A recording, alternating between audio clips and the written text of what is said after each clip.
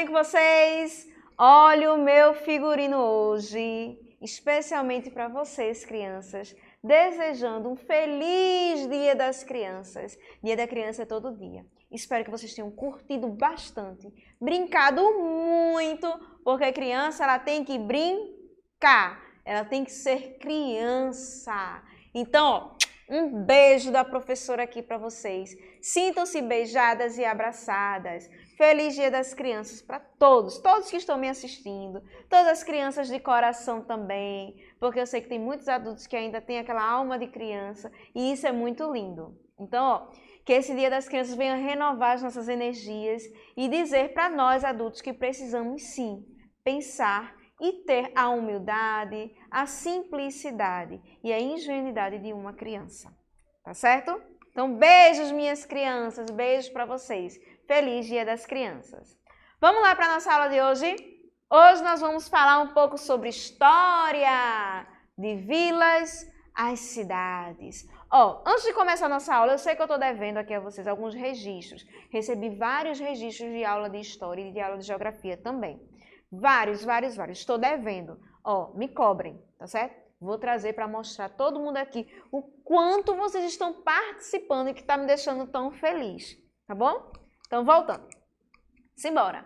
Aula de história de vilas das cidades. Vamos saber um pouquinho como foi que se deu esse processo, o que é uma coisa, o que é outra, como surgiu. Tá lá no livro de vocês também, para estudar isso, sobre vilas e cidades. Vamos lá junto comigo?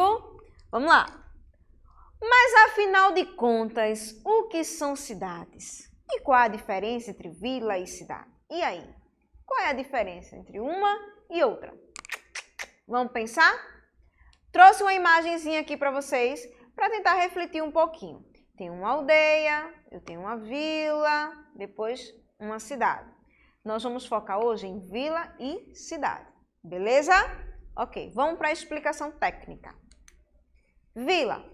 Vila é um aglomerado populacional de tamanho intermediário entre a aldeia e a cidade, dotado de uma economia quase autossuficiente, sendo que o que caracteriza a sua passagem de aldeia para vila é que o setor terciário, ou seja, o comércio, os serviços que são ofertados, tem uma importância relevante e lhe proporciona alguma autossuficiência econômica, sendo povoação que, não sendo ainda uma cidade, é sede de conselho político ou importante centro setorial econômico, social e cultural.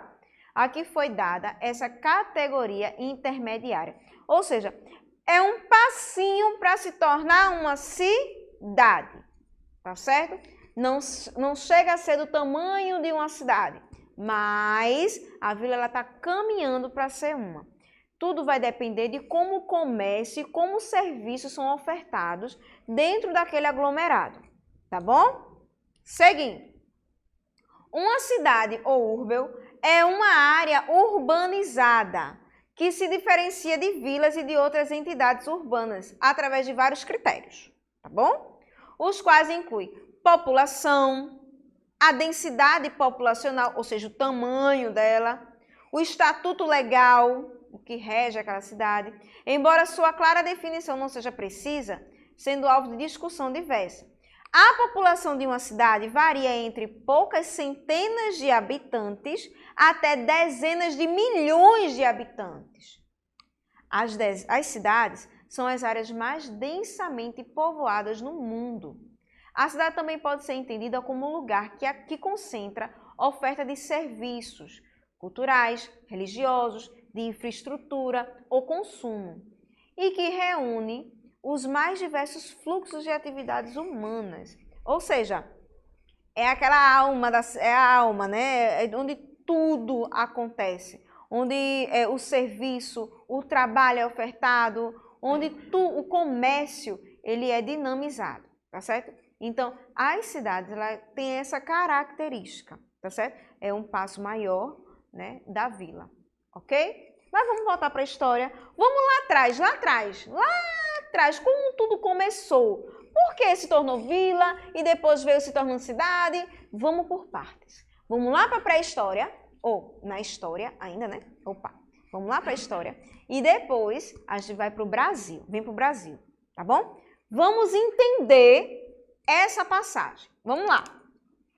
Vê só, o cultivo da terra permitiu que a sociedade produzisse mais alimentos. Com isso, a população humana cresceu mais rapidamente. Ou seja, lembra lá do homem das cavernas? Que eles viviam lá na beira do rio e aí começaram a plantar, e aí aquela agricultura virou uma agricultura de subsistência, porque ele plantava para o seu sustento. Lembra desse processo? Pronto. O cultivo da terra permitiu que a sociedade produzisse mais alimentos. Com isso, a população humana começou a crescer, os aglomerados também. Seguindo. A consequência do aumento da população foi a necessidade de ampliar as áreas cultivadas. Ou seja, eu preciso de espaço, eu preciso cultivar mais, eu preciso cultivar. E desenvolver novas técnicas para melhorar a produtividade do solo, tá? As pequenas comunidades e aldeias começaram a se unir para construir sistemas de irrigação e aproveitar melhor as margens férteis dos rios. A união das aldeias provocou a formação das primeiras cidades. Então, eu tenho a minha aldeia, onde eu produzia aquele tipo de alimento. Aquela outra aldeia produzia aquele outro tipo. Vamos se unir? Vamos pensar em estratégia? Vamos ampliar o nosso negócio? Vamos fazer um sistema assim para irrigar todo mundo junto? Então, começaram a se unir ali, às margens dos rios. E isso foi o primeiro passo para a formação das cidades. As primeiras cidades formaram-se nas proximidades de grandes rios. Todo mundo vai colocar isso na cabeça, não vou esquecer nunca mais. Quando chegar lá no 6º ano, vai dizer, as primeiras cidades se formaram onde? Vai todo mundo dizer, professora Thalita disse que as primeiras cidades se formavam na beira dos rios. Não vai esquecer isso, tá bom? Bota aí na memória. Vamos lá. Como eu falei, as primeiras cidades formaram-se nas proximidades de grandes rios, pois a água era essencial para a agricultura. Olha a história da água de novo. Lembra da aula passada que eu falei sobre água? Água é essencial para a agricultura. Vamos lá. O surgimento das cidades indicava o nascimento das primeiras civilizações fluviais, porque a palavrinha fluvial lembra rio, tá bom? Então, fluvial, rio, tá bom? As primeiras civilizações, os primeiros aglomerados eram fluviais. Seguindo, aí eu tenho, no Vale do Rio Nilo, as cidades egípcias, lá pro lado do Egito, tá vendo? Entre os rios Tigres e Eufrates, as cidades dos diferentes povos mesopotâmicos. Então, as primeiras cidades lá no Egito, lá na Mesopotâmia, começaram a existir ao redor dos rios, tá? Na beira dos rios. Diferentemente dos agrupamentos humanos anteriores, as aldeias neolíticas, as cidades tinham duas características básicas. Era a divisão social do trabalho e a centralização política. Então, qual era o intuito das cidades também? Para poder se organizar e para poder respeitar o trabalho de todos. Era a divisão social do trabalho, ou seja, cada um tinha uma função, e teria que ter uma centralização política, ou seja, alguém teria que estar ali para poder direcionar, pôr limite nas coisas, teria que ter um chefe, tá bom? Vamos chamar assim, teria que ter um chefe. Mas vamos voltar para o Brasil, vamos agora para o Brasil. E no Brasil, como foi o processo de vilas às cidades? Vamos lá? Lembra lá no começo, em 1500, quando Cabral chegou aqui com as suas caravelas e tinha tudo um monte de índio aqui, pronto. No começo de 1532, foi fundada a primeira vila em terras brasileiras. Nesse momento, a região era composta, em sua maioria, pelos índios tupis, tá bom? Então, quando os portugueses chegaram, a primeira coisa que eles começaram a fazer foi reunir aqueles povos e tornar-se vila. Tá bom? Para quê, professora? Porque futuramente ele queria, tornar-se aquilo ali um grande centro comercial. A intenção eram várias, até porque, primeiramente, a primeira intenção dele foi explorar o nosso país. Então, vamos lá, vamos seguindo na história. Das vilas às cidades. Muitos portugueses que vieram ao Brasil tinham o objetivo de ocupar a terra e enriquecer. Eram os colonos. Lembra de colônia que eu falei em aulas passadas? Pronto. A maior parte do trabalho pesado, porém, não era realizada por eles. Os colonos escravizavam indígenas e africanos. Lembra que eu falei sobre os índios e falei sobre os escravos? Pronto. Que trabalhavam na produção do açúcar na roça, em serviços domésticos, no cuidado com o gado, entre outras atividades que se fazia. Tá certo? E quem trabalhava nos engenhos, só para a gente relembrar, os colonos portugueses exploravam a mão de obra indígena e africana, tá certo? As vilas foram surgindo onde havia atividade econômica. Então, onde acontecia aquela plantação e havia aquela troca, aquele comércio, começaram a surgir ao redor desse comércio as pequenas vilas, tá certo? A Vila de São Vicente, fundada por Martim Afonso de Souza, e o primeiro núcleo de portugueses no Brasil, abrigava um engenho de açúcar. Olha aí, os primeiros passos. Em 1549, chegaram ao Brasil os membros de uma ordem religiosa, chamada Companhia de Jesus, que são os jesuítas, que vieram para divulgar o catolicismo e fundar escolas. Em 1554, eles fundaram um colégio que deu origem à Vila de São Paulo, de Paratininga, onde atualmente está a cidade de São Paulo, lá para o lado de São Paulo, tá? Os jesuítas. Como eu falei, os jesuítas chegaram no Brasil em 1549, era uma ordem religiosa católica e tinha como objetivo catequizar índios e fundar escolas. Então, chegaram aqui, fundaram escola e aí a gente já começa a ver os primeiros passos de vila, né? As primeiras vilas se formando ali, ó, se concretizando. Então vamos lá, vamos seguindo. Daí surgiu, né, Salvador. Foi a primeira cidade a ser construída no Brasil. Decora isso, bota isso na cabeça. Decorar não, porque decorar depois esquece. Bota isso na cabeça. Primeira cidade a ser construída no Brasil foi quem? Salvador, tá bom? Ela foi escolhida para ser a sede do governo português e foi estrategicamente pensada para ser um lugar seguro contra os ataques, né? Como podemos observar na imagem, ela foi construída no alto de um morro para dificultar os ataques de inimigos. Como Salvador estava organizada? Presta atenção. Na parte mais alta da cidade, foram construídas as principais casas e prédios ligados ao governo, tá bom?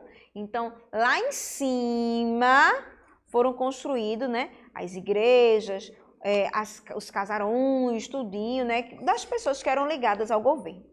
Na parte baixa de Salvador ficava o restante das casas e os armazéns, ou seja, onde chegava, saía produtos, o comércio rolava ali embaixo.